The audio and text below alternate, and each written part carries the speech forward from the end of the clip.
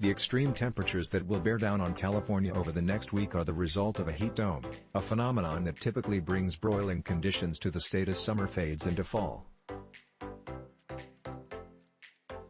But climate change is worsening the dome's effects and making it more lethal for people who cannot seek relief. Experts are sounding alarms about what they say is likely to be the worst heat wave of the year so far. "We've always had these systems, but not as frequently, not as intense and not as long-lasting," said Bill Patzert, a retired climatologist in the Los Angeles area. From San Diego to Sacramento, the National Weather Service has issued an excessive heat warning or watch through Labor Day, cautioning about the health risks of sustained high temperatures.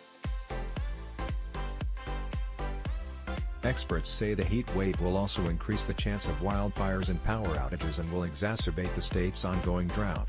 "This is going to be a long-duration event," said UCLA climate scientist Daniel Swain. And that's sort of characteristic of heat domes. That's partly because they can sort of be self-persisting, self-reinforcing. Once they develop and become particularly extreme, they kind of become hard to dislodge. Swain said heat dome is a colloquial term for a particularly persistent and strong region of atmospheric high pressure during the warm months.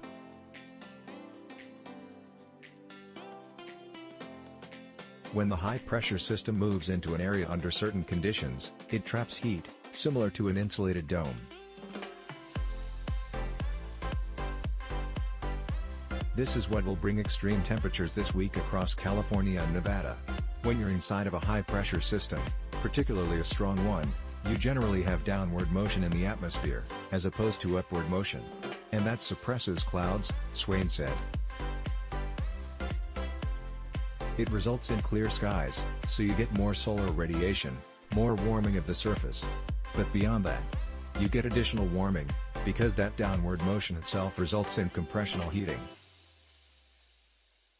He called those simultaneous effects the vicious cycle feedbacks of the heat dome. The heat dries out the soil, which eliminates atmospheric moisture, which allows the sun to more easily heat the Earth's surface and so on. "You can kind of see how that becomes self-perpetuating," Swain said.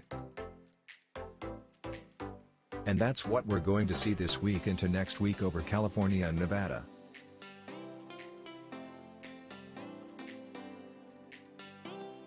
We're going to see this persistent high-pressure system.